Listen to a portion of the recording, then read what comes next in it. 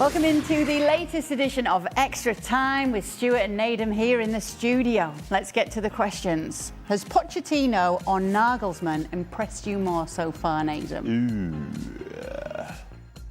I will go for Pochettino because I think most people were probably respectful of the job Nagelsmann was doing. I don't think they entered this tournament anywhere near favourites or anything.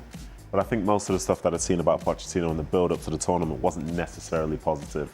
I think, he didn't seem to have a true connection with the players, with the media and so on. And there was a lot of criticism. I saw a lot of negative reactions to things he was saying, things he was doing.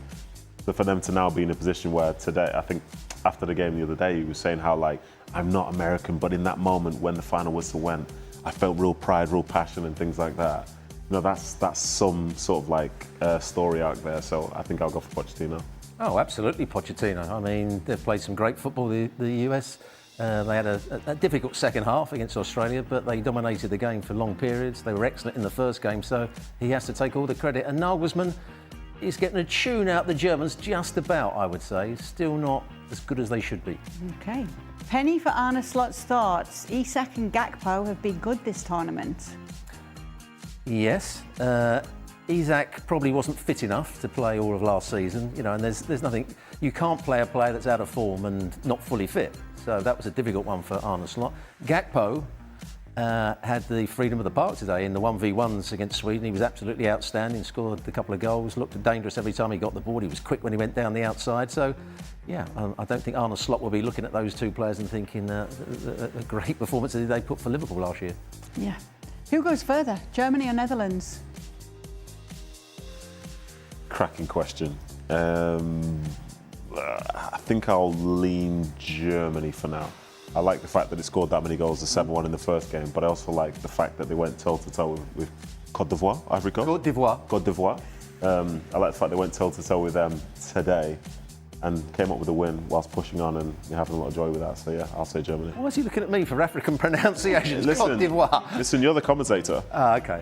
And I work with Derek Ray, so I know, we've even heard a little Vincent from... Oh, no, you haven't heard that, let me tell you. Vincent Compagnie. Oh, Vincent. Oh, Vincent sorry, Company. I think Vincent Company. Yeah. Now, that, as you know, that wouldn't be me. I feel like I've heard your voice somewhere before, by the way. I just can't think where.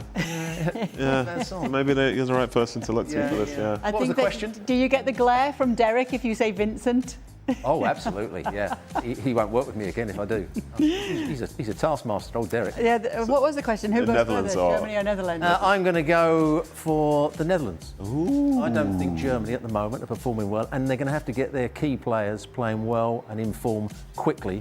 Otherwise, they're going to struggle in the last 16, I would say. Okay.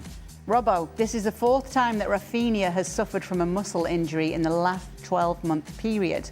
With Barcelona already signing Gordon and there being speculations about Saudi clubs wanting Raphinha's signature, would it be the right time to cash in on him?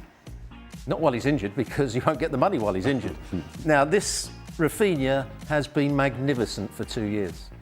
This is the biggest blow, in my view, to any team in the World Cup if he is considered to be not available to play for them, because his movement, his running, he changed the whole dynamic of the way teams play. He did it at Barcelona. His movement from outside to in, making forward runs, up time after time after time, just makes the opposition, if they want to hold a high line, he gets in behind them. If they want to go with him, it opens up space for other people. And I think that would be a massive, massive loss if he's not playing. Okay.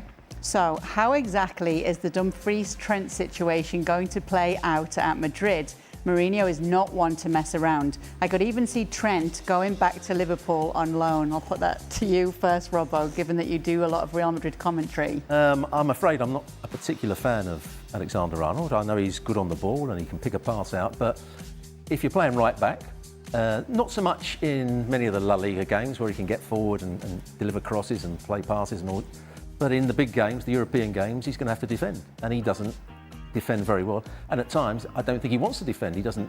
His recovery runs are so slow. Dumfries is a better athlete. I think he delivers more dynamism when he gets forward. So I would say Dumfries gets in the side, and I think Alexander-Arnold may struggle. I can't see him going back to Liverpool.